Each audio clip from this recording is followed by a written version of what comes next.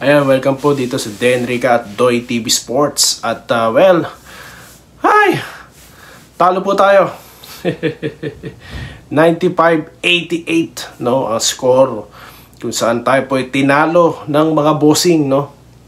Ang mga Kings nilasing, nalasing ng bossing. Well, baka akalain nyo, natutuwa ka pa, ha. Sumasama ka pa sa mga haters, ha, nangasar.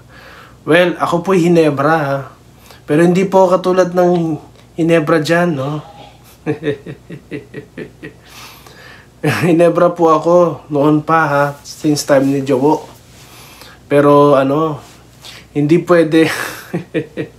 Parang si Manila Boy lang, Well, mabilisan po, seryosong usapan, ano po sa tingin natin na nangyari? Bagamat ako po ay nakapanood lamang ng fourth quarter, hindi pa nga po siguro mga 8 minutes, di ba? Hindi ko po naabutan yung first second, pero sabi ng mga commentators nag-collapse nung second half, no? That will be third quarter.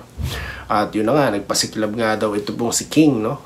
At nadali niya mga Kings. At ang main po, no, pinakabuod ng nangyari is yung itong depensa po natin humina, no, or mahina, di ba? Kasi no fourth quarter evidently nakikita pa rin yung kahinaan ng depensa, no, narinig ko sa mga commentators. At sila po yung nasa live scene, kaya talagang totally alam nila nangyayari diyan, no. At mas magaling po silang bumasa sa akin ng laro. So ano pong ibig sabihin yan, no? Ang Hinebra, malakas po on paper so far, pero hindi pa po talaga nagmamaterialize. Well, sige po, pagbigyan po natin for the sake of bago pa lang sila, third game pa lang yan, parang sa trabaho, third game mo pa lang, I get it, no?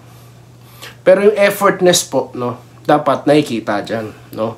Pagdating sa depensa, opo, sabihin na natin mahirap sundan ang play, no? Mahirap talaga ang implementation ng triangle offense, no? Mahirap, no, i-integrate yan, no, ng bawat player sa sarili nila.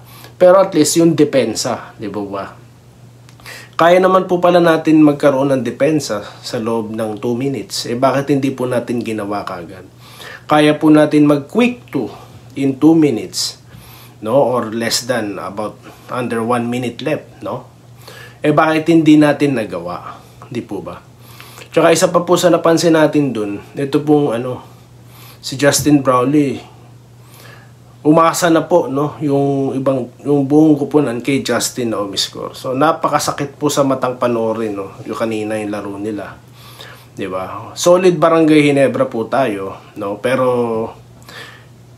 kailangan po nating punahin, no, yung pagiging laziness po natin or kakulangan sa depensa. Dahil hindi po pwede na sabihin lang natin never say die tayo, Hinebra tayo solid. Hindi. Dapat po talaga pinapansin natin yan. Para alam ng mga players na hindi natin sinusuportahan yung ganyang klase ng laro. Kasi po kung hahayaan natin ng ganyan na lang, no, at inconsistent po ang team natin, walang mangyayari. No, hindi po yan magpupursige. Baka po kasi sa sobrang lakas na ng lineup nila, aasa na lang. Yan po yung mahirap. Dapat gumagawa kayo ng pangalan nyo sa court. Di po ba?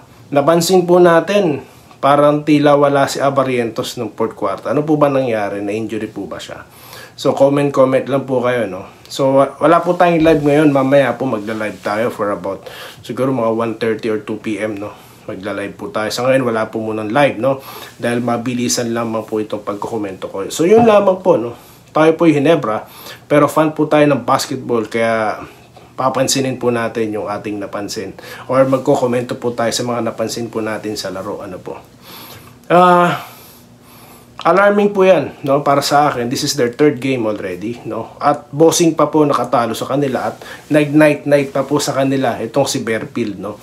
Yan po yung indikasyon ng kahinaan ng depensa, which is dapat po maging priority ng Hinebra because defense is the best offense. Kung hindi ka maka-opensa, dumepensa ka na lang, di po ba? So, gano'n na lang po, no? Hindi ko naman po sa hinuhusgahan ng barangay, no? Pinupuna lang po natin, makakatulong po to sa kanila.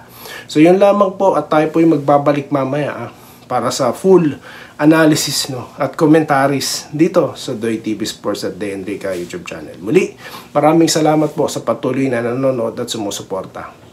At yun po, stay safe po. Salamat po sa panonood. Subscribe na para sa mga susunod na basketball at boxing videos.